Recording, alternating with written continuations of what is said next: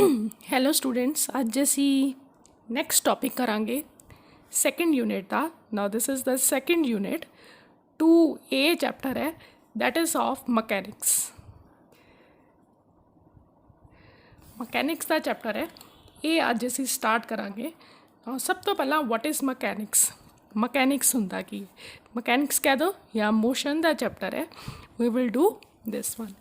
Now what is mechanics? Mechanics is that branch of science which deal with the study of motion in a material objects.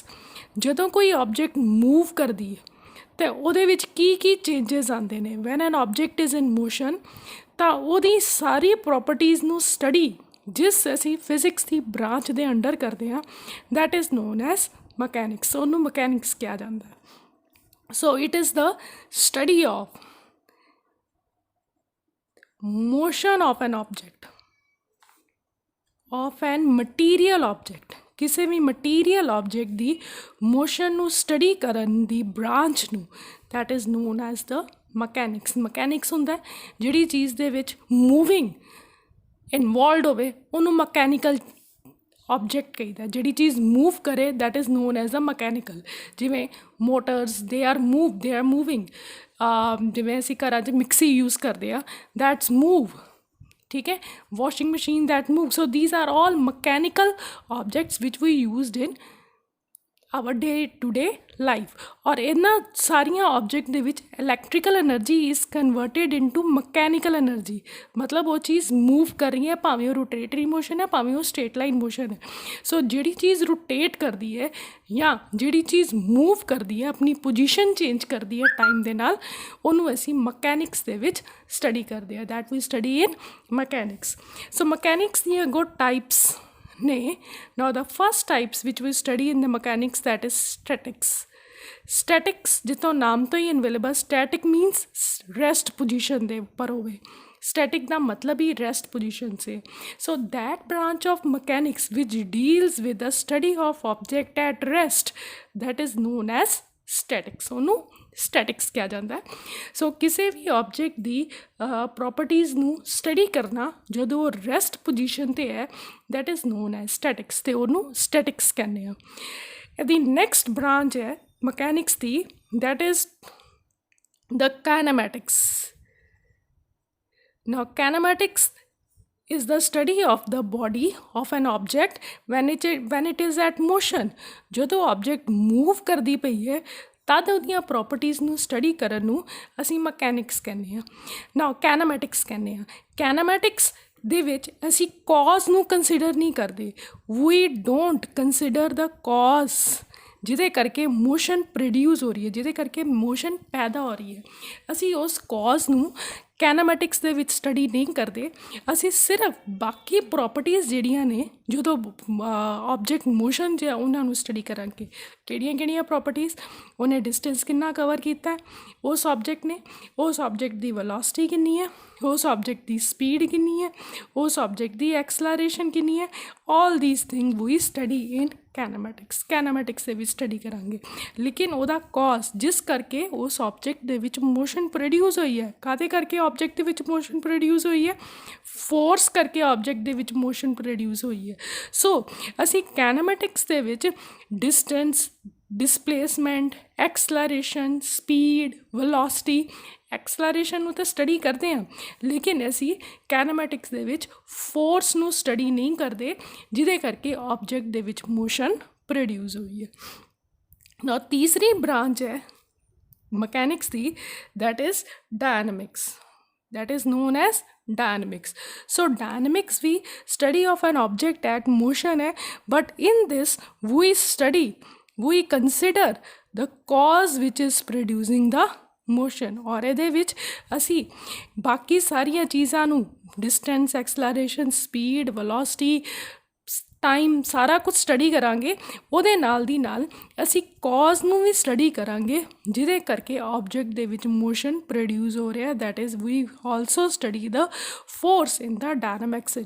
Dynamics ਦੇ ਵਿੱਚ ਅਸੀਂ ਕਾਇਨੈਮੈਟਿਕਸ ਦੀਆਂ ਸਾਰੀਆਂ terms ਨੂੰ, physical quantities ਨੂੰ ਤਾਂ study ਕਰਨਾ ਹੀ ਕਰਨਾ ਹੈ, ਨਾਲ ਦੀ ਨਾਲ ਅਸੀਂ ਫੋਰਸ ਨੂੰ ਵੀ ਸਟੱਡੀ ਕਰਨਾ ਹੈ ਜਿਹਦੇ ਕਰਕੇ ਕਿ ਆਬਜੈਕਟ ਦੇ ਵਿੱਚ ਮੋਸ਼ਨ ਪ੍ਰੋਡਿਊਸ ਹੁੰਦਾ ਨਾ। These are the all the types of the mechanics ਦੀ ਕਿੰਨੀਆਂ ਟਾਈਪਸ ਨੇ ਜੋ ਅਸੀਂ ਮੋਸ਼ਨ ਦੇ ਵਿੱਚ ਸਟੱਡੀ ਕਰਨਾ। ਨਾ before start studying the kinematics ਜਾਂ motion in a straight line, there are some terms you which must know। ਸਭ ਤੋਂ ਪਹਿਲਾਂ ਆਉਣੀ ਚਾਹੀਦੀ ਹੈ ਰੈਸਟ ਪੋਜੀਸ਼ਨ। ਨਾ ਰੈਸਟ ਪੋਜੀਸ਼ਨ ਕੀ ਹੁੰਦੀ ਹੈ? ਜਦੋਂ ਆਬਜੈਕਟ ਮੂਵ ਨਹੀਂ ਕਰਦੀ ਪਈ, ਜਿਵੇਂ ਇਹ ਆਬਜੈਕਟ ਹੈ 1 ਸੈਕਿੰਡ 'ਤੇ ਵੀ ਇੱਥੇ ਹੀ ਹੈ, 2 ਸੈਕਿੰਡ 'ਤੇ ਵੀ ਆਬਜੈਕਟ ਇੱਥੇ ਹੀ ਹੈ, 3 ਸੈਕਿੰਡ 'ਤੇ ਵੀ ਆਬਜੈਕਟ ਇੱਥੇ ਹੀ ਹੈ। So it is not changing it's position at all. Time ਦੇ ਨਾਲ ਇਹ ਆਪਣੀ ਪੋਜੀਸ਼ਨ ਚੇਂਜ ਨਹੀਂ ਕਰ ਰਿਹਾ, not changing। so it is not changing in position with respect to time or surrounding। ਮਤਲਬ ਜਦੋਂ 0 ਸੈਕਿੰਡ ਸੀ ਤੇ ਇਹਦੀ ਸਰਾਊਂਡਿੰਗ 'ਤੇ ਇਹ ਚੀਜ਼ਾਂ ਸੀ, ਜਦੋਂ 1 ਸੈਕਿੰਡ ਹੋਇਆ ਇਹਦੀਆਂ ਸਰਾਊਂਡਿੰਗ 'ਤੇ ਇਹ ਚੀਜ਼ਾਂ ਆ ਰਹੀਆਂ, ਜਦੋਂ 2 ਸੈਕਿੰਡ ਹੋਇਆ ਇਹਦੀਆਂ ਸਰਾਊਂਡਿੰਗ 'ਤੇ ਇਹ ਚੀਜ਼ਾਂ ਰਹੀਆਂ, ਜਦੋਂ 3 ਸੈਕਿੰਡ ਹੋਏ ਇਹਦੀਆਂ ਸਰਾਊਂਡਿੰਗ 'ਤੇ ਇਹ ਚੀਜ਼ਾਂ ਸੀ। ਸੋ ਨਾ ਟਾਈਮ ਦੇ ਨਾਲ ਅਤੇ ਨਾ ਸਰਾਊਂਡਿੰਗ ਦੇ ਰਿਸਪੈਕਟਿਵਲੀ ਜਦੋਂ ਕੋਈ ਆਬਜੈਕਟ ਆਪਣੀ ਪੋਜੀਸ਼ਨ ਨਾ ਚੇਂਜ ਕਰੇ, ਮਤਲਬ ਟਾਈਮ ਦੇ ਰਿਸਪੈਕਟਿਵਲੀ ਅਤੇ ਸਰਾਊਂਡਿੰਗ ਦੇ ਰਿਸਪੈਕਟਿਵਲੀ ਜਦੋਂ ਕੋਈ ਆਪਣੀ ਆਬਜੈਕਟ ਆਪਣੀ ਪੋਜੀਸ਼ਨ ਨੂੰ ਨਾ ਚੇਂਜ ਕਰੇ ਤਾਂ ਉਹਨੂੰ ਅਸੀਂ ਰੈਸਟ ਪੋਜੀਸ਼ਨ ਕਹਿ ਦਈਦਾ। ਉਸੇ ਤਰੀਕੇ ਨਾਲ ਮੋਸ਼ਨ, ਜਦੋਂ ਕੋਈ ਆਬਜੈਕਟ ਆਪਣੀ ਮੂਵ ਕਰ ਰਹੀ ਹੈ, ਪਹਿਲਾਂ ਇੱਥੇ ਸੀ A 'ਤੇ, ਬਾਅਦ ਵਿੱਚ ਪਹੁੰਚ ਗਈ B 'ਤੇ, then it comes to B 'ਤੇ ਪਹੁੰਚ ਗਈ, ਪਹਿਲਾਂ A 'ਤੇ ਸੀ ਬਾਅਦ ਵਿੱਚ B 'ਤੇ ਪਹੁੰਚ ਗਈ। ਜਦੋਂ 0 second C it is at A, ਅਤੇ ਜਦੋਂ 5 ਸੈਕਿੰਡ ਹੋਏ ਉਹਦੀ ਪੋਜੀਸ਼ਨ ਆ ਗਈ B। ਮਤਲਬ 0 ਸੈਕਿੰਡ 'ਤੇ A 'ਤੇ ਸੀ ਅਤੇ 5 ਸੈਕਿੰਡ ਬਾਅਦ ਉਹ B 'ਤੇ ਪਹੁੰਚ ਗਈ। So it has changes it's position with respect to time, changes its position with respect to time ਦੇ ਰਿਸਪੈਕਟਿਵਲੀ ਉਹਨੇ ਆਪਣੀ ਪੋਜੀਸ਼ਨ ਚੇਂਜ ਕਰ ਲਈ ਨਾ। ਜਦੋਂ 0 ਸੈਕਿੰਡ ਸੀ ਉਹਦੀਆਂ ਸਰਾਊਂਡਿੰਗ 'ਤੇ ਇਹ ਚੀਜ਼ਾਂ ਸੀ, these are all its surrounding। 0 point 'ਤੇ ਇਹ ਸਰਾਊਂਡਿੰਗ ਸੀ, ਜੋ ਵੀ ਹੋਏਗਾ ਇੱਥੇ these are the surrounding। ਲੇਕਿਨ 5 ਸੈਕਿੰਡ ਬਾਅਦ ਉਹਦੀ ਸਰਾਊਂਡਿੰਗ ਬਦਲ ਗਈ, ਇੱਥੇ ਚੀਜ਼ਾਂ ਦੂਸਰੀਆਂ ਆ ਗਈਆਂ। 0 ਸੈਕਿੰਡ ਪਹਿਲਾਂ ਉਹਦੀ ਸਰਾਊਂਡਿੰਗ ਇਹ ਸੀ ਅਤੇ 5 ਸੈਕਿੰਡ ਬਾਅਦ ਉਹਦੀ ਸਰਾਊਂਡਿੰਗ ਇਹ ਹੋ ਗਈ। So it changes it's position with respect to surrounding also। ਸੋ ਜਦੋਂ ਕੋਈ ਆਬਜੈਕਟ ਆਪਣੀ position with respect to surrounding ਅਤੇ with respect to time change ਕਰ ਲੈਂਦੀ ਹੈ ਤਾਂ ਉਹਨੂੰ ਅਸੀਂ ਮੂਵਿੰਗ ਆਬਜੈਕਟ ਕਹਿ ਦਿੰਦੇ ਹਾਂ। ਮਤਲਬ ਉਹ ਆਬਜੈਕਟ ਜਿਹੜੀ ਹੈ ਮੂਵ ਕਰ ਰਹੀ ਹੈ, ਇੱਕੋ ਜਗ੍ਹਾ 'ਤੇ ਸਟੇਬਲ ਨਹੀਂ ਹੈ। ਸੋ 2 ਚੀਜ਼ਾਂ ਅਸੀਂ ਇਹਦੇ ਵਿੱਚ ਸਭ ਤੋਂ ਪਹਿਲਾਂ ਡਿਸਕਸ ਕੀਤੀਆਂ ਕਿ ਰੈਸਟ ਪੋਜੀਸ਼ਨ ਕੀ ਹੁੰਦੀ ਹੈ, ਦੂਸਰਾ ਮੂਵਿੰਗ ਪੋਜੀਸ਼ਨ ਜਾਂ ਮੋਸ਼ਨ ਕੀ ਹੁੰਦੀ ਹੈ। ਤਾਂ ਤੀਸਰੀ ਚੀਜ਼ ਆਉਂਦੀ ਹੈ ਪੁਆਇੰਟ ਮਾਸ। ਕਿ ਪੁਆਇੰਟ ਮਾਸ ਅਸੀਂ ਮੋਸਟਲੀ ਮੋਸ਼ਨ ਦੇ ਵਿੱਚ ਡਿਸਕਸ ਕਰਦੇ ਹਾਂ ਕਿ ਪੁਆਇੰਟ ਮਾਸ ਆਬਜੈਕਟ ਕੀ ਹੈ। Now suppose you are going from Amritsar to Delhi. ਤੁਸੀਂ ਅੰਮ੍ਰਿਤਸਰ ਤੋਂ ਦਿੱਲੀ ਤੱਕ ਗਏ in your car। now car the size ਤਾਂ ਇੰਨਾ ਕੁ ਹੋਏਗਾ ਐਜ਼ ਕੰਪੇरेटिवली, ਦਿਸ ਇਜ਼ ਦਾ ਕਾਰ ਜਿਹਦੇ ਵਿੱਚ ਬੈਠ ਕੇ ਤੁਸੀਂ ਅੰਮ੍ਰਿਤਸਰ ਤੋਂ ਕਿੱਥੇ ਤੱਕ ਗਏ, ਦਿੱਲੀ ਤੱਕ ਗਏ ਨਾ। ਅਗਰ ਅਸੀਂ ਡਿਸਟੈਂਸ ਦੇਖੀਏ ਤਾਂ ਇਸ ਕਾਰ ਨੇ ਤਕਰੀਬਨ 600-700 ਕਿਲੋਮੀਟਰ ਦਾ ਡਿਸਟੈਂਸ ਕਵਰ ਕੀਤਾ। It has cover this much 800 kilometre distance cover ਕੀਤਾ which is between Amritsar and Delhi. ਲੇਕਿਨ ਅਗਰ ਇਸ ਡਿਸਟੈਂਸ ਦੇ ਕੰਪੈरेटिवली ਅਸੀਂ ਇਸ ਕਾਰ ਦਾ ਸਾਈਜ਼ ਦੇਖੀਏ ਤਾਂ ਇਟ ਇਜ਼ ਵੈਰੀ ਸਮੋਲ, ਅਤੇ ਉਹ ਬਹੁਤ ਛੋਟਾ ਹੈ। ਜੋ ਉਹਨੇ ਡਿਸਟੈਂਸ ਕਵਰ ਕੀਤਾ ਉਹਦੇ ਕੰਪੈरेटिवली ਕਾਰ ਦਾ ਸਾਈਜ਼ ਬਹੁਤ ਛੋਟਾ, it is very small as compare to distance covered by ਦਾ car. So here we consider the car as the point object। So ਅਸੀਂ ਕਾਰ ਨੂੰ ਇੱਕ ਪੁਆਇੰਟ ਆਬਜੈਕਟ ਕੰਸਿਡਰ ਕਰਾਂਗੇ। So here we consider the object consider the car as a point object। so what is the point object? ਜਦੋਂ ਕੋਈ object ਆਪਣੇ size ਦੇ ਕੰਪੈरेटिवली ਜ਼ਿਆਦਾ distance cover ਕਰ ਲੇ ਤਾਂ ਉੱਥੇ ਅਸੀਂ ਉਸ ਆਬਜੈਕਟ ਨੂੰ ਇੱਕ ਪੁਆਇੰਟ ਆਬਜੈਕਟ ਮੰਨਦੇ ਹਾਂ। ਨਾ ਆਫਟਰ ਦੈਟ ਮੋਸ਼ਨ ਜਿਹੜੀ ਹੈ ਉਹ 3 ਤਰ੍ਹਾਂ ਦੀ ਹੁੰਦੀ ਹੈ। First is the motion in 1 dimension. ਅਸੀਂ ਆਲਰੇਡੀ ਡਾਇਮੈਂਸ਼ਨਸ ਵੈਕਟਰ ਦੇ ਵਿੱਚ ਡਿਸਕਸ ਕੀਤੇ ਹੈ। motion in 2 dimension,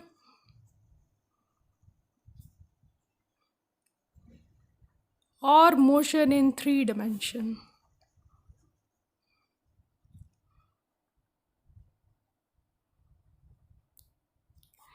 तीन तरह के डिमेंशनस असी ले ले ना मोशन इन वन डिमेंशन मतलब ऑब्जेक्ट जिहड़ा है वो इक्को डिमेंशन दे विच चली जा रहा है बाकी दो डिमेंशन च उहदा कोई लेना देना नहीं है वाई और सैड दे विच उहदा कोई लेना देना नहीं है जिवें ट्रेन है ना ट्रेन इक्को ही डिमेंशन दे विच एक्स डिमेंशन दे विच अगे नूं वधी जा रही है straight line motion in a straight line that is motion in one dimension बाकी दो डिमेंशन चेंज नहीं हो रहे सिर्फ इक्को dimension that is the X time दे नाल चेंज हो रहा है only one dimension changes with time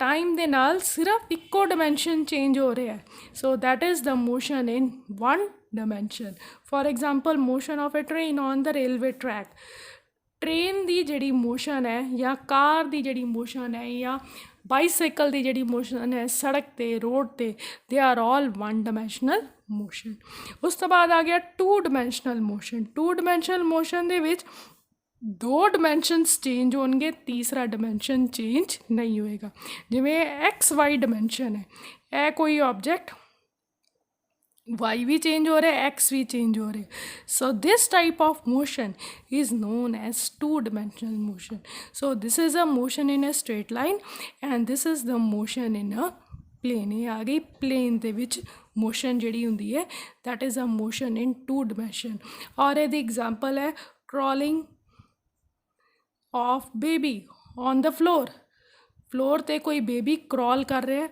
या स्टाइगर या जिहड़ा कॉइन हुंदा है स्टाइगर कैरम बोर्ड दे उपर तुसी स्टाइगर दी मूवमेंट नूं असी मोशन इन प्लेन लेना राइटिंग ऑन अ कॉपी दे उपर पेन दे नाल जिहड़ा लिखना है दैट इज़ ऑल्सो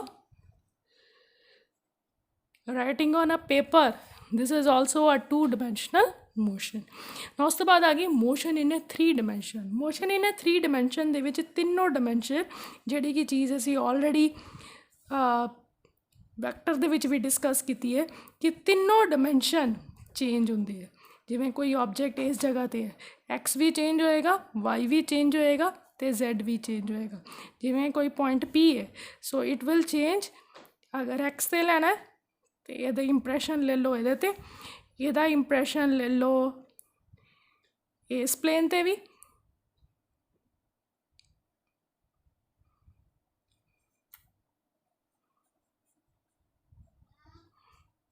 ठीक है इधर ओके इधर आ गया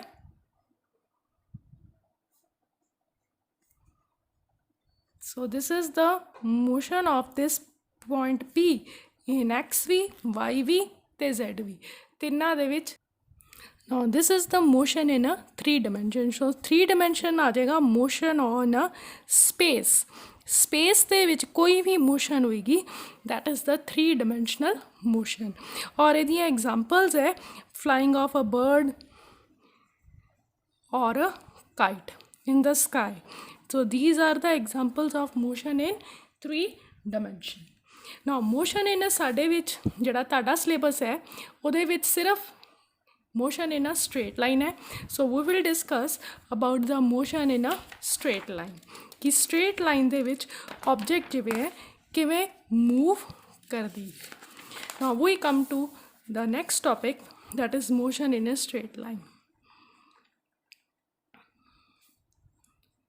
straight line suppose ਸਾਡੇ ਕੋਲ ਕੋਈ object ਹੈ it started from o point ਤੋਂ start ਹੋਈ ਤੇ ਉਹ ਤੇ ਟਾਈਮ ਸਾਡੇ ਕੋਲ ਹੈਗਾ 0 t = 0 ਐਟ ਇਹ ਪੁਆਇੰਟ ਤੇ ਪਹੁੰਚੀ ਆਫਟਰ 2 ਆਵਰਸ 2 ਘੰਟਿਆਂ ਬਾਅਦ ਇਟ ਰੀਚਿਸ ਐਟ a ਤੇ after 3 hours it reaches at b 3 ਘੰਟਿਆਂ ਬਾਅਦ ਉਹ b ਤੇ ਪਹੁੰਚੀ ਤੇ after 4 hours it reaches at c ਤੇ 4 ਘੰਟਿਆਂ ਬਾਅਦ ਉਹ C ਤੇ ਪਹੁੰਚੀ it comes to C start from O 2 ਘੰਟਿਆਂ ਬਾਅਦ A ਤੇ ਪਹੁੰਚੀ 3 ਘੰਟਿਆਂ ਬਾਅਦ B ਤੇ ਪਹੁੰਚੀ ਤੇ 4 ਘੰਟਿਆਂ ਬਾਅਦ C ਤੇ ਪਹੁੰਚ ਗਈ।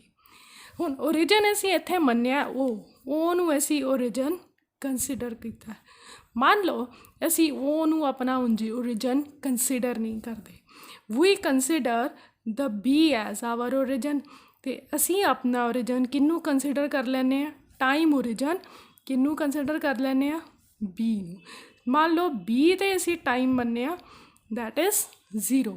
ਸੋ ਬੀ ਨੂੰ ਅਸੀਂ ਮੰਨ ਲਿਆ ਆਪਣਾ ਓਰੀਜਨ। ਸੋ ਜਿੱਥੇ ਅਸੀਂ ਓਰੀਜਨ ਮੰਨਾਂਗੇ ਟਾਈਮ ਨੂੰ ਅਸੀਂ ਉੱਥੇ 0 ਲਵਾਂਗੇ on time axis. So these are known as the time axis, ਜਿਹਦੇ ਉੱਪਰ ਅਸੀਂ ਬੋਡੀ ਦੀ ਮੋਸ਼ਨ ਨੂੰ ਡਿਸਕਸ ਕਰ ਰਹੇ ਹਾਂ। So instead of we consider B as our origin on the time axis. So time axis 'ਤੇ ਅਸੀਂ ਬੀ ਨੂੰ ਓਰੀਜਨ ਮੰਨਿਆ। Now but our body starts from ਲੇਕਿਨ ਜਿਹੜੀ ਬੋਡੀ ਹੈ ਉਹ ਤੋਂ ਸਟਾਰਟ ਹੋਈ। ਸੋ ਉਹ ਤੋਂ ਸਟਾਰਟ ਹੋਏਗੀ ਅਤੇ ਉਹ 'ਤੇ ਟਾਈਮ ਕੀ ਹੋਏਗਾ? Then what will be the time at ਤਾਂ ਉਹ 'ਤੇ ਟਾਈਮ ਹੋਏਗਾ -3 ਆਵਰਸ ਓਰੀਜਨ ਤੋਂ ਪਹਿਲਾਂ। So that is -3 hours. Left hand ਚਲੇ ਗਏ, so that will be -3 hour. ਤਾਂ ਏ 'ਤੇ ਟਾਈਮ ਕਿੰਨਾ ਹੋਏਗਾ? -1 hour. At A hour time is -1 hour. B 'ਤੇ ਟਾਈਮ ਆ ਗਿਆ 0 ਅਤੇ ਸੀ 'ਤੇ ਟਾਈਮ ਕਿੰਨਾ ਹੋਏਗਾ? That will be 1 hour. C 'ਤੇ ਟਾਈਮ ਕਿੰਨਾ ਹੋਏਗਾ?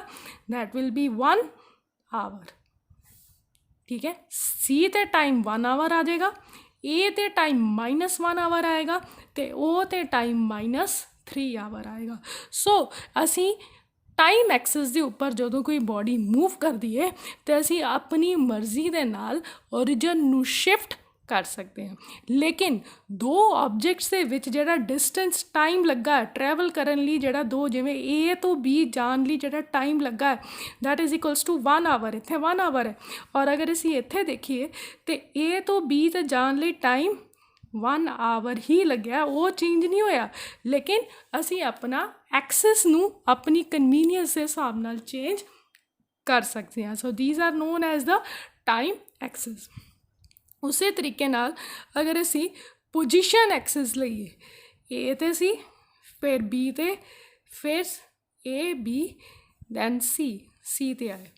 ਏ 'ਤੇ ਡਿਸਟੈਂਸ ਜਿਹੜਾ ਕਵਰ ਕੀਤਾ ਦੈਟ ਇਜ਼ ਦੀ 0 ਕਿਲੋਮੀਟਰ, ਉਹ 'ਤੇ 0 ਕਿਲੋਮੀਟਰ ਔਰ ਏ 'ਤੇ ਡਿਸਟੈਂਸ ਆ ਗਿਆ 80 ਕਿਲੋਮੀਟਰ, ਬੀ 'ਤੇ ਡਿਸਟੈਂਸ ਆ ਗਿਆ 100 ਕਿਲੋਮੀਟਰ ਔਰ ਸੀ 'ਤੇ ਡਿਸਟੈਂਸ ਹੈ 150 ਕਿਲੋਮੀਟਰ।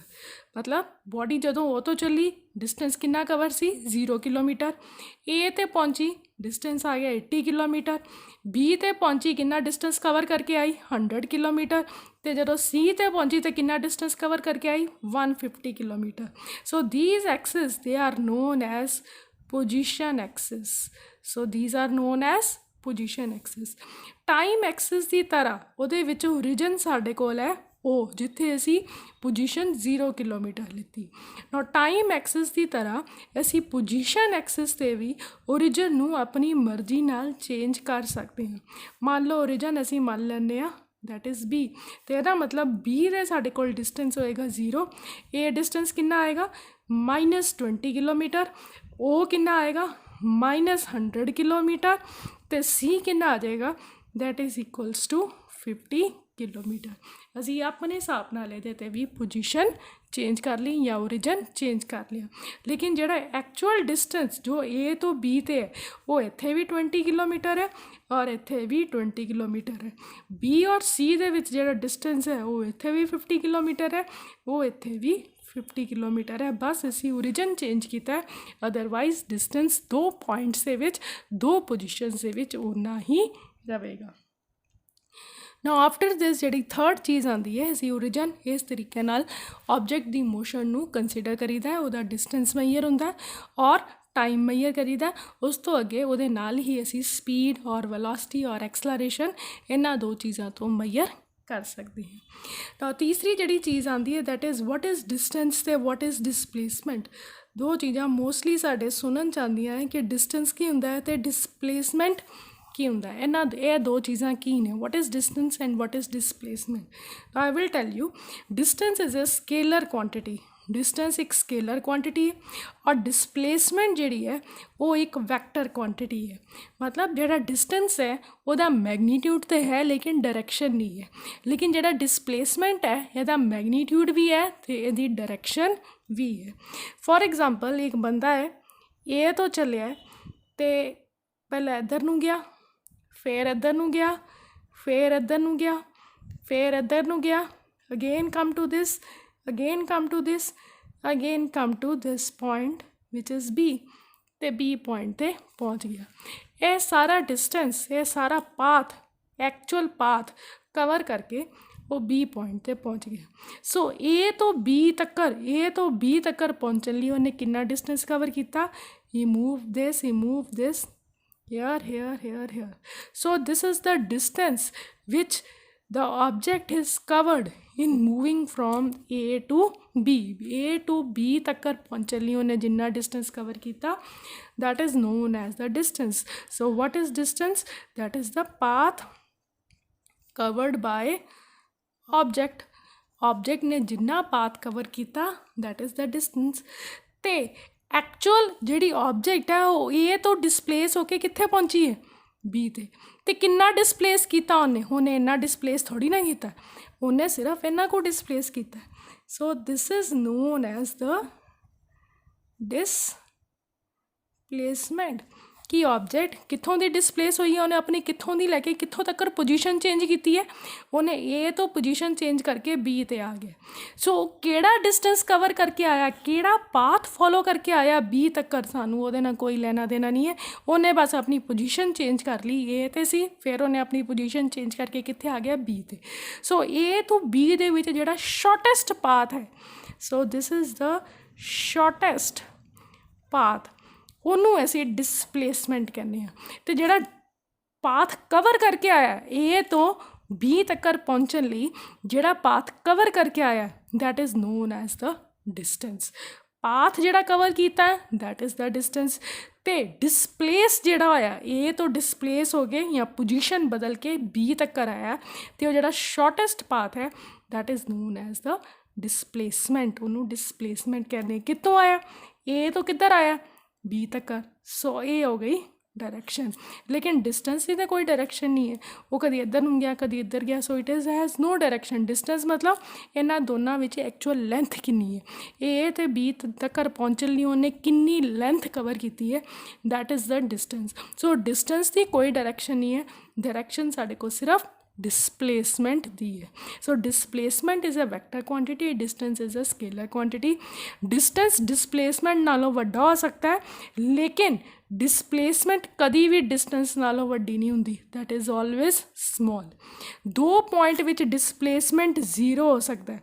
मतलब एक जगह ए तो चलिया इन्ना कवर करके फिर ए ते पहुँच गया. सो इत्थे डिसप्लेसमेंट की है जीरो लेकिन डिस्टेंस उन्हें कवर किया यह वाला डिस्टेंस उन्हें सारा कवर किया. सो डिसप्लेसमेंट ज़ीरो हो सकती है लेकिन डिस्टेंस ज़ीरो हो नहीं सकता. So displacement is always smaller than distance and distance is always greater than displacement. इन्हां दा डिफरेंस मैं तुहानूं सेंड कर दांगी कि what is the difference between the distance and the displacement. तीसरी चीज़ जी असी डिस्कस करनी है next this is what is speed. Speed की होंगे. सो स्पीड जो कि ऑलरेडी तुसी 9th क्लास के टॉपिक्स पढ़े हुए हैं. Speed is the rate of change of distance that is known as speed. Speed होंगी है that is equals to distance over time. Distance covered over time. So it is equals to speed. Distance आ गया you can take any. This is equals to meter per second. Unit आ गए the speed they meter per second. Now speed it is a scalar quantity क्योंकि distance है. So it is a scalar quantity. एक scalar quantity है. Now types of speed. Uniform speed होंगी है. Variable speed होंगी है. Average speed होंगी है. जो मेन स्पीड्स है ये तीन है, यूनीफॉर्म स्पीड, वेरीएबल स्पीड ते average speed. Now comes a point what is uniform speed. जदों ऑब्जेक्ट इक्वल डिस्टेंस जिमें ओ तो स्टार्ट हुई ए ते पहुंची, फिर बी तो ए तो बी ते पहुंची, फिर बी तो सी ते पहुंची, फिर सी तो डी ते पहुंची। ओ ए विच डिस्टेंस है 5, ये भी 5, ये भी 5, ये भी 5 किलोमीटर। ओ तो ए तक्कर पहुँचने लिए उन्होंने टाइम लगा 5 सेकेंड या 4 सेकेंड। ए तो बी तक्कर पहुँचने लिए उन्होंने भी 4 सेकेंड, बी तो सी तक्कर पहुँचने लिए भी 4 सेकेंड, सी तो डी तक्कर पहुँचने लिए भी 4 सेकेंड। सो जी ऑब्जेक्ट है वो ए तो कितों तक जा रही है, डी तक्कर। ए ओ तो ए तक्कर आई 5 किलोमीटर डिस्टेंस कवर करके 4 सेकेंड्स। ए तो बी तक्कर आई 5 किलोमीटर डिस्टेंस कवर करके 4 सेकेंड्स। बी तो सी तक्कर आई 5 किलोमीटर डिस्टेंस कवर करके 4 सेकेंड। फिर सी तो डी तक्कर आई 5 किलोमीटर डिस्टेंस कवर करके 4 सेकेंड। सो ये इंटरवल्स हो गए। So these are intervals. तो हर इंटरवल ਦੀ ਡਿਸਟੈਂਸ ਜਿਹੜਾ ਸੇਮ ਹੈ ਅਤੇ ਹਰ ਇੰਟਰਵਲ ਉਹਨੇ ਸੇਮ ਟਾਈਮ ਦੇ ਵਿੱਚ ਕਵਰ ਕੀਤਾ। ਸੋ ਉਹ ਸਪੀਡ ਨੂੰ ਅਸੀਂ ਯੂਨੀਫਾਰਮ ਸਪੀਡ ਕਹਿੰਦੇ ਹਾਂ when an object cover equal interval of time in equal distances in equal interval of time। मतलब सारे equal distances उन्हें equal interval ਦੇ ਵਿੱਚ ਕਵਰ ਕੀਤੇ, मतलब ਉਹਦੀ ਸਪੀਡ ਬਦਲਦੀ ਨਹੀਂ ਪਈ, ਉਹਨੇ ਇੱਕੋ ਸਪੀਡ ਦੇ ਨਾਲ O ਤੋਂ D ਤੱਕਰ ਗਿਆ, ਉਹਨੇ ਕੋਈ ਆਪਣੀ ਸਪੀਡ ਵਧਾਈ ਜਾਂ ਘਟਾਈ ਨਹੀਂ। ਸੋ that type of speed is known as the uniform speed। Variable speed O ਤੋਂ A ਤੱਕਰ 5 किलोमीटर, A ਤੋਂ B 5 किलोमीटर, B ਤੋਂ C 5 किलोमीटर। सो ये 5 किलोमीटर सारे डिस्टेंसेस है। O ਤੋਂ A ਪਹੁੰਚਣ ਲਈ ਲੱਗੇ ਉਹਨੂੰ 1 ਸੈਕਿੰਡ, A ਤੋਂ B ਪਹੁੰਚਣ ਲਈ ਲੱਗੇ ਉਹਨੂੰ 6 ਸੈਕਿੰਡ, ਅਤੇ B ਤੋਂ C ਪਹੁੰਚਣ ਲਈ ਉਹਨੂੰ ਲੱਗੇ 5 ਸੈਕਿੰਡ। ਸੋ ਇੱਥੇ ਟਾਈਮ ਬਦਲ ਗਿਆ। O ਤੋਂ A ਪਹੁੰਚਣ ਲਈ ਉਹਨੂੰ ਲੱਗੇ 1 ਸੈਕਿੰਡ, ਇਹਦਾ ਮਤਲਬ ਉਹ ਰਸਤੇ 'ਚ ਕਿਤੇ ਰੁਕਿਆ ਹੀ ਲੀਵ। A ਤੋਂ B ਪਹੁੰਚਣ ਲਈ ਉਹਨੂੰ ਲੱਗੇ 6 ਸੈਕਿੰਡ। 6 ਸੈਕਿੰਡ 'ਚ ਉਹਨੇ A ਤੋਂ B ਤੱਕ ਦਾ ਡਿਸਟੈਂਸ ਕਵਰ ਕਰਤਾ, ਇਹਦਾ ਮਤਲਬ ਉਹਨੇ ਆਪਣੀ ਸਪੀਡ ਵਧਾਤੀ। ਫਿਰ B ਤੋਂ C ਤੱਕ ਪਹੁੰਚਣ ਲਈ ਉਹਨੂੰ ਲੱਗੇ 5 ਸੈਕਿੰਡ, ਇੱਥੇ ਉਹਨੇ ਫਿਰ ਆਪਣੀ ਸਪੀਡ ਘਟਾਤੀ। ਇਹਦਾ ਮਤਲਬ ਕਦੀ ਉਹਦੀ ਸਪੀਡ ਘਟੀ, ਕਦੀ ਉਹਦੀ ਸਪੀਡ ਵਧੀ, ਅਤੇ ਕਦੀ ਉਹਦੀ ਫਿਰ ਸਪੀਡ ਘੱਟ ਗਈ। ਇਹ ਜਿਹੜੀ ਸਪੀਡ ਹੈ ਜਿਹੜੀ ਉਹਨੇ ਕਦੀ ਵਧਾਈ ਜਾਂ ਘਟਾਈ, ਕੋਈ ਡਿਸਟੈਂਸ ਉਹਨੇ ਜਲਦੀ ਕਵਰ ਕਰ ਲਿਆ, ਕੋਈ ਡਿਸਟੈਂਸ ਉਹਨੇ ਲੇਟ ਕਵਰ ਕੀਤਾ। ਸੋ ਇਸ ਤਰ੍ਹਾਂ ਦੀ ਸਪੀਡ ਨੂੰ ਅਸੀਂ ਕਹਿੰਦੇ ਹਾਂ variable speed. So this is known as the variable speed. ਉਸ ਤੋਂ ਬਾਅਦ ਤੀਸਰੀ ਆ ਗਈ ਐਵਰੇਜ ਸਪੀਡ। ਸੋ ਐਵਰੇਜ ਸਪੀਡ ਮਤਲਬ ਜਦੋਂ ਕੋਈ ਆਬਜੈਕਟ ਵੇਰੀਏਬਲ ਸਪੀਡ ਨਾਲ ਮੂਵ ਕਰ ਰਹੀ ਹੈ, ਵੇਰੀਏਬਲ ਸਪੀਡ ਨਾਲ A ਤੋਂ ਕਿਸੇ ਵੀ ਪੁਆਇੰਟ ਤੱਕ ਜਾ ਰਹੀ ਹੈ D ਪੁਆਇੰਟ ਤੱਕ, ਅਤੇ ਜਿਹੜੀ ਸਾਰੀ ਵੇਰੀਏਬਲ ਸਪੀਡ, ਸਾਰੀਆਂ ਵੇਰੀਏਬਲ ਸਪੀਡ ਦਾ ਅਸੀਂ ਐਵਰੇਜ ਮੰਨ ਲੈਣਾ। ਇਹਦਾ ਇਹ ਸਪੀਡ ਕਵਰ ਕੀਤੀ ਉਹਨੇ 2 ਮੀਟਰ ਪਰ ਸੈਕਿੰਡ, ਇਹ ਕਵਰ ਕੀਤੀ ਉਹਨੇ 4 ਮੀਟਰ ਪਰ ਸੈਕਿੰਡ, ਇਹ ਕਵਰ ਕੀਤੀ ਉਹਨੇ 1 ਮੀਟਰ ਪਰ ਸੈਕਿੰਡ, ਇਹ ਕਵਰ ਕੀਤਾ ਉਹਨੇ, ਇਹ ਡਿਸਟੈਂਸ ਕਵਰ ਕੀਤਾ ਉਹਨੇ 7 ਕਿਲੋਮੀਟਰ ਪਰ ਸੈਕਿੰਡ, ਅਤੇ ਇਹ ਕਵਰ ਕੀਤਾ ਉਹਨੇ 3 ਮੀਟਰ ਪਰ ਸੈਕਿੰਡ ਦੇ ਵਿੱਚ। ਸੋ ਇਹ ਕਿੰਨੀਆਂ ਸਾਰੀਆਂ ਡਿਫਰੈਂਟ ਸਪੀਡਸ ਨੇ ਸਾਡੇ ਕੋਲ। ਇਹਨਾਂ ਸਾਰੀਆਂ ਸਪੀਡਸ ਦਾ ਅਗਰ ਅਸੀਂ ਐਵਰੇਜ ਕੱਢ ਲਈਏ, ਸੋ that is known as the average speed ਜਾਂ ਮੀਨ ਸਪੀਡ, ਜਾਂ ਐਵਰੇਜ ਵੀ ਕਹਿ ਲਓ ਜਾਂ ਅਸੀਂ ਉਹਦਾ ਮੀਨ ਵੀ ਕਹਿ ਦਈਏ, ਤਾਂ ਉਹ ਸਾਡੇ ਕੋਲ ਮੀਨ ਨਿਕਲ ਆਉਂਦਾ। ਹੁਣ ਮੀਨ ਨੂੰ ਅਸੀਂ 2 ਤਰੀਕਿਆਂ ਨਾਲ ਕਵਰ ਕਰ ਸਕਦੇ ਹਾਂ। ਅਗਰ ਸਪੀਡ ਦਿੱਤੀ ਹੋਵੇ ਤਾਂ ਅਸੀਂ, ਅਗਰ ਡਿਸਟੈਂਸ ਦਿੱਤਾ ਹੋਵੇ ਤਾਂ ਮੀਨ ਨੂੰ ਅਸੀਂ ਅਲੱਗ ਤਰੀਕੇ ਨਾਲ ਨਿਕਾਲਦੇ ਹਾਂ, ਔਰ ਅਗਰ ਸਾਡੇ ਕੋਲ ਟਾਈਮ ਦਿੱਤਾ ਹੋਵੇ ਤਾਂ ਮੀਨ ਨੂੰ ਅਸੀਂ ਅਲੱਗ ਤਰੀਕੇ ਨਾਲ ਨਿਕਾਲਿਆ। So average speed that is always equal to total distance over total time taken ਦੇ ਬਰਾਬਰ ਹੁੰਦਾ ਹੈ। Average speed that is always equals to total distance over total time। now ਮੰਨ ਲਓ ਸਾਡੇ ਕੋਲ 2 ਡਿਸਟੈਂਸਿਸ ਹੈ। O ਤੋਂ A ਤੱਕਰ ਜਿਹੜਾ ਡਿਸਟੈਂਸ ਹੈ ਉਹ S1, ਅਤੇ A ਤੋਂ B ਤੱਕਰ ਜਿਹੜਾ ਡਿਸਟੈਂਸ ਹੈ ਉਹ S2। O ਤੋਂ A ਤੱਕਰ ਜਿਹੜੀ ਉਹਦੀ ਵੈਲੋਸਿਟੀ ਸੀ, ਸਪੀਡ ਸੀ ਸੌਰੀ, ਉਹ ਸੀ V1, ਅਤੇ A ਤੋਂ B ਤੱਕਰ ਜਿਹੜੀ ਉਹਦੀ ਸਪੀਡ ਸੀ ਉਹ ਸੀ V2।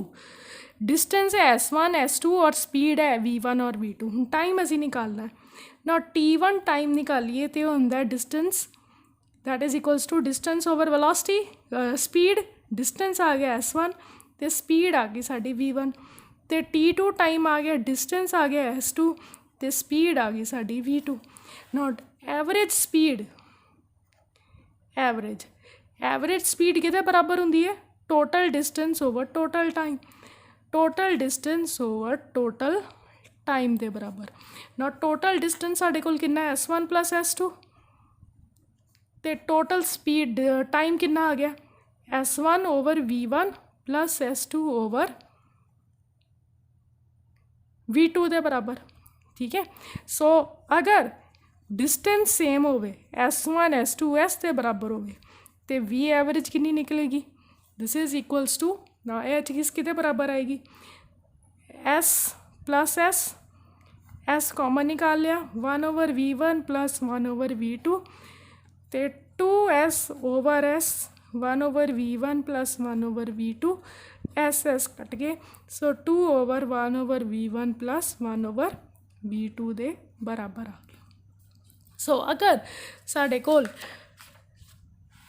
टाइम दिता होवे if the time is given to us तो असीं किवें निकाल लांगे सपोज O तो A तकर दा जिहड़ा डिस्टेंस है S1 उन्हें T1 टाइम च कवर किया तो A टू B जिहड़ा डिस्टेंस है वो S2 है उन्हें T2 टाइम च कवर किया तो टोटल डिस्टेंस आ गया हुण साडे कोल S1 प्लस S2 तो टोटल टाइम आ गया साडे कोल T1 plus T2।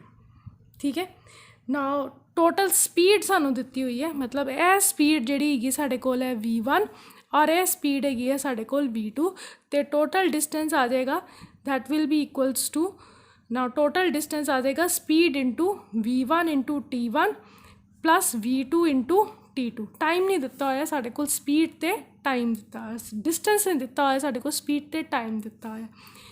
Not average speed हुंदी है distance over time so distance आ गया that is equals to V1 into T1 plus V2 into T2 over T1 plus T2। अगर time same होवे T दे बराबर होवे तो V एवरेज आ जाएगी T प्लस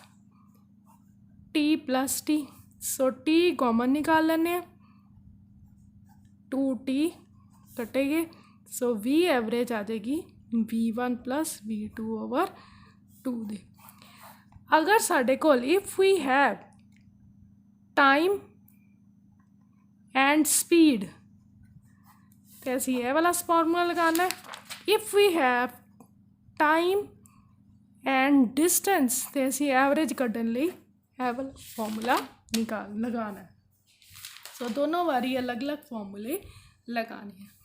ना नैक्सट टॉपिक जिहड़ा आंदा है व्हाट इज़ वेलोसिटी वेलोसिटी की होंदा है ना rate of change of displacement that is known as the velocity. Velocity हो गई चेंज इन पोजीशन या displacement over change in time so this is velocity units ਇਹਦੇ भी मीटर पर सेकेंड आ गई। Now what is the difference between speed and velocity speed scalar है तो वेलोसिटी वेक्टर है। Speed is rate of change of distance तो velocity is rate of change of displacement. Velocity साडे कोल की है rate of change of displacement velocity है rate of change of displacement. Speed जिहड़ी है that can be equal to velocity दे बराबर भी हो सकती है अगर डिस्टेंस जिहड़ा डिस्प्लेसमेंट दे बराबर है। Speed is always greater then the velocity speed कभी भी वेलोसिटी तो छोटी नहीं होंगी बराबर हो सकती है बट छोटी नहीं होंगी। जो डिफरेंस मोस्टली डिस्टेंस ते डिस्प्लेसमेंट है उही डिफरेंस ज़्यादातर स्पीड ते वेलोसिटी दे विच भी आएगा। Now how to calculate speed velocity भी स्पीड की तरह सब तो पहले आ गई यूनीफॉर्म वेलोसिटी। अगर सेम स्पीड की तरह अगर वेलोसिटी चेंज नहीं होंदी. It covers equal displacement in equal interval of time. That is known as the uniform velocity. Equal displacement equal interval of time ਦੇ ਵਿੱਚ ਜਿਹੜੀ ਚੀਜ਼ ਕਵਰ ਕਰਦੀ ਹੈ ਉਹਨੂੰ ਅਸੀਂ velocity ਕਹਿ ਦਿੰਦੇ ਹਾਂ. That is known as the velocity. So it covers the equal displacement in equal interval of time. That is known as the velocity.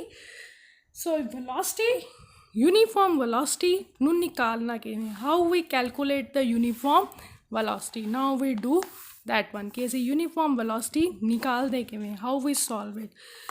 Now this comes in a topic uniform motion, ਜਿਹਦੇ ਵਿੱਚ speed ਜਾਂ velocity ਜਿਹੜੀ ਹੈ ਉਹ constant ਰਹਿੰਦੀ ਹੈ, ਉਹਦੀ value change ਨਹੀਂ ਹੁੰਦੀ. An object moves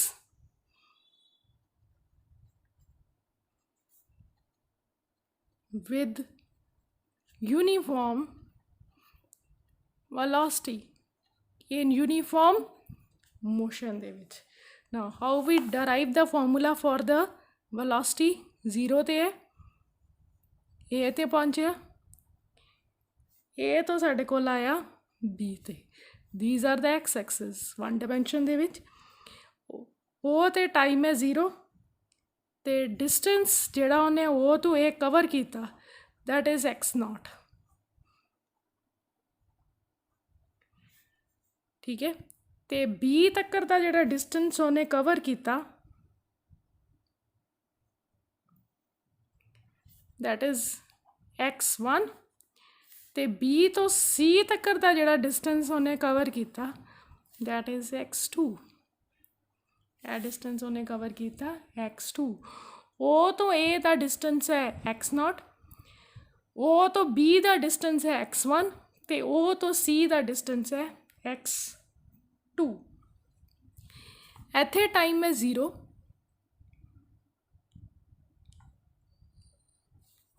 ਉਹ ਰੀਜਨ ਹੈ t is equals to 0. ਇੱਥੇ ਟਾਈਮ ਹੈ t1 ਔਰ ਇੱਥੇ ਟਾਈਮ ਹੈ ਸਾਡੇ ਕੋਲ t2. C ਤੇ ਸਾਡੇ ਕੋਲ ਟਾਈਮ ਹੈ c2. ਨਾ ਅਸੀਂ velocity ਕਵਰ ਫਾਈਂਡ ਆਊਟ ਕਰਨੀ ਹੈ from B to C. B ਤੋਂ C ਤੱਕ ਜਾਣ ਲਈ ਕਿੰਨੀ velocity ਲੱਗੀ. Now this is the total displacement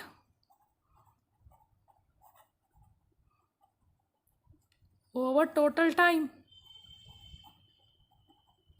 Displacement ਕਿੰਨੀ ਹੋਈ that is BC ਤੇ ਟਾਈਮ ਕਿੰਨਾ ਲੱਗਾ ਜਿੰਨਾ ਅਸੀਂ B ਤੋਂ C ਜਾਵਾਂਗੇ T2 minus T1 ਔਰ BC ਕਿੰਨਾ ਹੈ that is x2 minus x1 over T2 minus T1. This is the velocity of the object the velocity ਇੰਨੀ ਹੈ.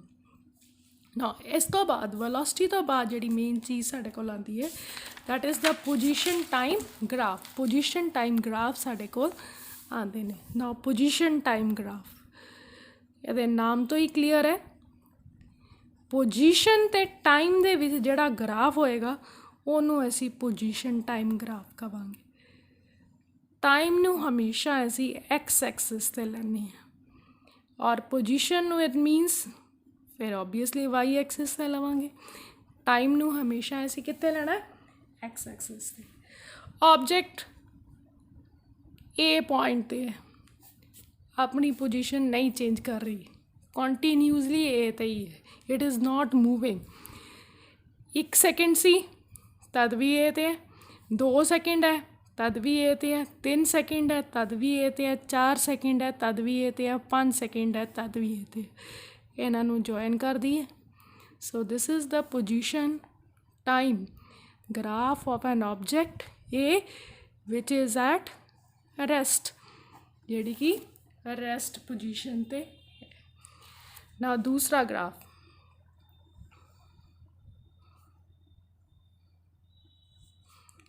Time as usual X axis ते पोजीशन फिर आ गई या डिस्टेंस आ गया वाई एक्सिस ते. पहला ऑब्जेक्ट सी ए ते वी वेलोसिटी दे नाल, this is the uniform velocity नाल. फिर आ गई बी ते 4 सेकंड बाद, फिर आ गई सी ते 8 सेकंड बाद ਵੈਲੋਸਿਟੀ ਰਹੀ v। ਪਹਿਲੀ ਪੋਜੀਸ਼ਨ ਓਰੀਜਨ ਸਾਡੇ ਕੋਲ ਹੈ o ਇਜ਼ ਦਾ ਓਰੀਜਨ, ਇੱਥੇ o ਓਰੀਜਨ ਹੈ। a ਤੋਂ ਸਟਾਰਟ ਹੋਈ, ਟਾਈਮ a 'ਤੇ 0 ਸੀ। 4 ਸੈਕਿੰਡ ਬਾਅਦ ਉਹ ਪਹੁੰਚ ਗਈ b 'ਤੇ, ਇਹ ਪੋਜੀਸ਼ਨ ਸਾਡੇ ਕੋਲ b ਆ ਗਈ। ਫਿਰ ਅੱਗੇ 4 ਸੈਕਿੰਡ ਬਾਅਦ ਉਹ ਪਹੁੰਚ ਗਈ c 'ਤੇ। This is c, this is b, this is t1 time, this is t2 time. So ਇਹ ਗ੍ਰਾਫ ਸਾਡੇ ਕੋਲ ਪੋਜੀਸ਼ਨ ਟਾਈਮ ਗ੍ਰਾਫ ਦਾ ਆ ਗਿਆ। ਵੈਲੋਸਿਟੀ ਕੀ ਹੈ v, ਯੂਨੀਫਾਰਮ ਵੈਲੋਸਿਟੀ ਨਾਲ ਮੂਵ ਕਰ ਰਹੀ ਹੈ। ਸੋ ਸਾਡੇ ਕੋਲ ਗ੍ਰਾਫ, ਜਦੋਂ ਕੋਈ object moving with uniform velocity, ठीक है। नाउ नेक्स्ट वन, अगर ऑब्जेक्ट ओरिजिन हो इत्थे ते ऑब्जेक्ट इत्थों स्टार्ट हुई है ए तो, फिर ओरिजिन ते आई, फिर इत्थे बी ते आई, फिर सी ते आई। दिस इज ओरिजिन, ओरिजिन इत्थे है। तो अगर ओरिजिन इत्थे होएगा तो पोजीशन टाइम ग्राफ की होएगा,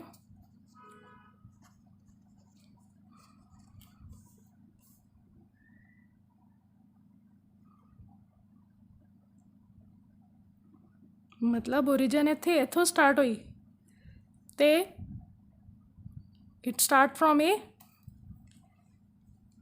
ओरिजिन तो साढ़े को है वो स्टार्ट कित्थों हुई, ए तो स्टार्ट हुई, ए तो स्टार्ट होके इत्थे ओरिजिन ते पहुंची, फिर ओरिजिन तो अगे बी पॉइंट ते पहुंची, बी तो अगे सी पॉइंट ते पहुंची। वो ग्राफ इस तरीके का आएगा, it will be like this. Now next one,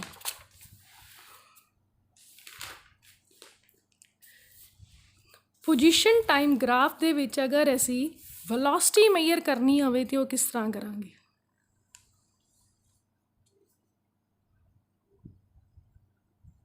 है टाइम एक्सिस, है पोजीशन एक्सिस, ठीक है। ए पॉइंट तो स्टार्ट हुई, इस तरह पहुंची ए तो, इत्थे बी ते पहुंची, फिर इत्थे सी ते पहुंची। बी ते टाइम सी उहदे कोल t1 ते सी ते जदों पहुंची उदों टाइम सी t2। बी ते जदों पहुंची उदों डिस्टेंस सी x1 ते जदों सी ते पहुंची ते उदों डिस्टेंस सी x2। इन्हां नूं ज्वाइन कर दईए ई, ये जिहड़ा एंगल बनता है दिस इज अल्फा, ये एंगल भी अल्फा बनेगा, ये एंगल भी अल्फा बनेगा, कॉरस्पॉन्डिंग एंगल्स आ जाएंगे ना। इन ट्रायंगल BCE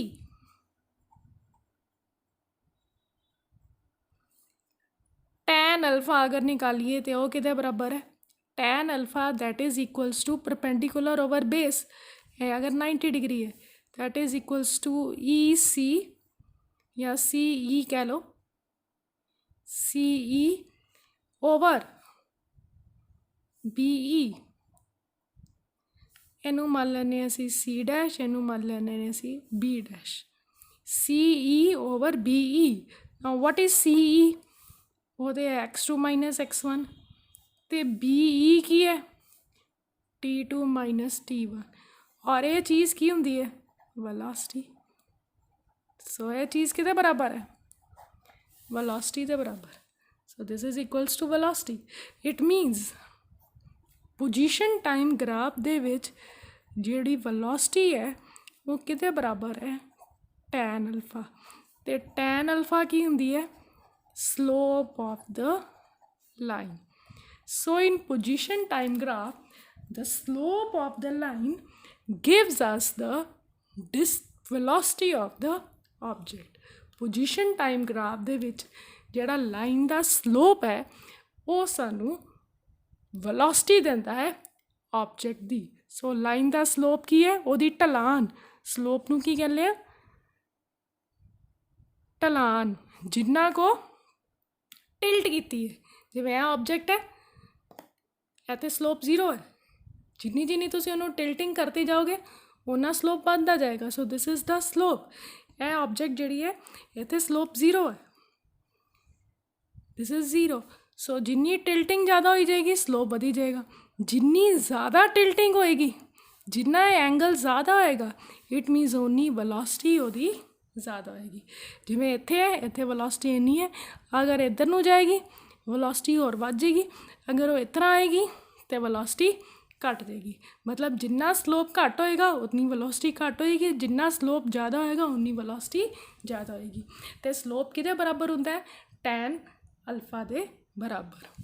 ਉਸ ਤੋਂ ਨੈਕਸਟ ਜਿਹੜਾ ਸਾਡੇ ਕੋਲ ਗ੍ਰਾਫ ਆਉਂਦਾ ਹੈ that is velocity time graph. ਇਹ ਤਾਂ ਕੀਤਾ ਸੀ ਅਸੀਂ ਪੋਜੀਸ਼ਨ ਟਾਈਮ ਗ੍ਰਾਫ। ਅਗਲਾ ਹੈ velocity time graph. Velocity time graph ਮਤਲਬ ਵੈਲੋਸਿਟੀ ਅਤੇ ਟਾਈਮ ਦੇ ਵਿੱਚ ਗ੍ਰਾਫ। ਟਾਈਮ ਨੂੰ ਹਮੇਸ਼ਾ ਅਸੀਂ ਲੈਣਾ ਐਕਸ ਐਕਸਿਸ 'ਤੇ, ਅਤੇ ਵੈਲੋਸਿਟੀ ਆ ਗਈ ਵਾਈ ਐਕਸਿਸ 'ਤੇ। ਸੋ ਇਹ ਆ ਗਈ ਵੈਲੋਸਿਟੀ। ਅਗਰ ਯੂਨੀਫਾਰਮ ਵੈਲੋਸਿਟੀ ਹੈ ਅਤੇ ਉਹ ਚੇਂਜ ਨਹੀਂ ਹੋ ਰਹੀ, ਟਾਈਮ ਦੇ ਨਾਲ ਵੈਲੋਸਿਟੀ ਚੇਂਜ ਨਹੀਂ ਹੋ ਰਹੀ, ਸਿੱਧਾ ਜਾਏਗਾ। ਸੀ ਪੁਆਇੰਟ 'ਤੇ ਸੀ ਤਦ ਵੀ ਵੈਲੋਸਿਟੀ ਵੀ ਸੀ, ਡੀ ਪੁਆਇੰਟ 'ਤੇ ਸੀ ਤਦ ਵੀ ਵੈਲੋਸਿਟੀ ਵੀ ਸੀ। ਸੀ ਪੁਆਇੰਟ 'ਤੇ ਸੀ ਟਾਈਮ ਸੀ T1, ਡੀ ਪੁਆਇੰਟ 'ਤੇ ਸੀ ਟਾਈਮ ਸੀ T2, that is T2 time. ਠੀਕ ਹੈ, ਮਤਲਬ ਵੈਲੋਸਿਟੀ ਚੇਂਜ ਨਹੀਂ ਹੋ ਰਹੀ। This is for uniform motion. ਅਤੇ ਯੂਨੀਫਾਰਮ ਮੋਸ਼ਨ ਦੇ ਵਿੱਚ ਵੈਲੋਸਿਟੀ ਕੀ ਰਹਿੰਦੀ ਹੈ? ਸੇਮ ਰਹਿੰਦੀ ਹੈ, ਚੇਂਜ ਨਹੀਂ ਹੁੰਦੀ, ਕਾਂਸਟੈਂਟ ਰਹਿੰਦੀ ਹੈ। ਸੀ 'ਤੇ ਸੀ ਤਦ ਵੀ ਵੈਲੋਸਿਟੀ ਵੀ ਸੀ, ਅਤੇ ਡੀ 'ਤੇ ਸੀ ਤਦ ਵੀ ਵੈਲੋਸਿਟੀ ਵੀ ਸੀ। ਨਾਓ ਨੈਕਸਟ, ਹੁਣ ਇਨ ਰੈਕਟੈਂਗਲ ਸੀ ਡੈਸ਼, ਇਹਨੂੰ ਕਹਿ ਲਓ D dash, C D C1 dash D dash, ਇਹ ਰੈਕਟੈਂਗਲ ਹੈ। Now area of the rectangle, length into breadth. Length ਕਿੰਨੀ ਹੈ? That is equal to C1